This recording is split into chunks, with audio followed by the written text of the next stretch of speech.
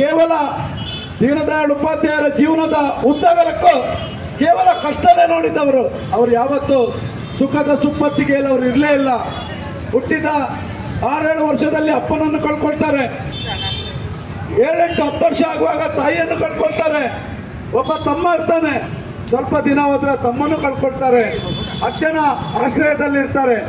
ಅಜ್ಜನ ಆಶ್ರಯದಲ್ಲಿರುವಾಗ ಒಬ್ಬ ಚಿಕ್ಕ ಬಾಲಕನಾಗಿ ಅಜ್ಜನ ಜೊತೆ ತರಕಾರಿ ತರಕ್ಕೆ ಹೋಗ್ತಾನೆ.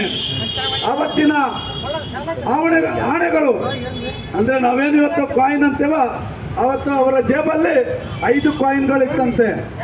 ಹಾಗೆಯೇ ಮಕ್ಕಳಾಟಿಕೆಯಲ್ಲಿ ಆಡುವಂತ ಒಂದು ಮಾಮೂಲಿ ನಾಣ್ಯ ಅಂದ್ರೆ ಬೆಲೆ ಇಲ್ಲದ ಒಂದು ನಾಣ್ಯನು ಅವ್ರ ಜೇಬಲ್ಲಿತ್ತು. ಅಜ್ಜನ ಜೊತೆ ತರಕಾರಿಗೆ ಹೋದಾಗ ಎಲ್ಲ ಒಂದ್ ಕಡೆ ಜೇಬಲ್ಲಿರುವ 5 ಕಾಯಿನ್ ಜೊತೆ ಈ ಕಾಯಿನ್ ಸೇರ್ಕೊಂಡು 6 ಕಾಯಿನ್ ಇತ್ತು. ತರಕಾರಿಯ ಬೆಲೆ 5 ಆಣೆ ಆಗಿದ್ದಾಗ ಆ 5 ಆಣೆಗಳನ್ನು ಕೊಡುವ ಸಂದರ್ಭದಲ್ಲಿ ಒಂದು ಈ ಆಣೆನೂ ಹೋಯ್ತು, ಆಟ ಆಡುವ ಆಣೆ ಹೋಯ್ತು. ಮನೆಗೆ ಹೋಗಿ ನೋಡಿದಾಗ ಜೇಬಲ್ಲಿ ಒಂದು ಕಾಯಿನ್ ಇತ್ತಂತೆ.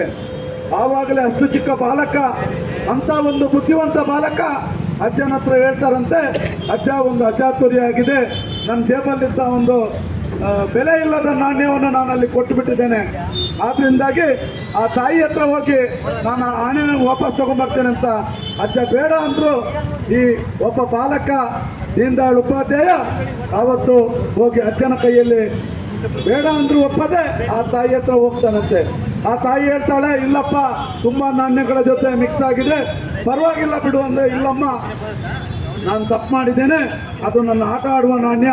ಆದರೆ ಇವತ್ತು ಆ ನಾಣ್ಯವನ್ನು ನೀನು ವಾಪಸ್ ಕೊಟ್ಟಿಲ್ಲ ಆದರೆ ನಾನೆಲ್ಲ ಒಂದು ಕಡೆ ನಿನಗೆ ಅವತ್ತು ನಾನು ಮೋಸ ಮಾಡಿದಾಗ ಆಗುತ್ತೆ ಅಂತ ಹೇಳ್ಬಿಟ್ಟು ಖುದ್ದಾಗಿ ಬಾಲಕ ದೀನದಯಾಳ್ ಉಪಾಧ್ಯಾಯರು ಅವತ್ತು ಆ ನಾಣ್ಯವನ್ನು ಹುಡುಕಿ ವಾಪಸ್ ಕೊಡ್ತಾರೆ. ಅಂದರೆ ಎಷ್ಟರ ಮಟ್ಟಿಗೆ ಆನೆಸ್ಟಿ, ಎಷ್ಟರ ಮಟ್ಟಿಗೆ ಒಂದು ಒಳ್ಳೆಯ ಗುಣ ಬುದ್ಧಿವಂತಿಕೆ ಇತ್ತು ಅನ್ನೋದನ್ನು ಬಾಲ್ಯದಲ್ಲೇ ಪ್ರೂವ್ ಮಾಡಿದವರು ದೀನದಯಾಳ್ ಉಪಾಧ್ಯಾಯರು.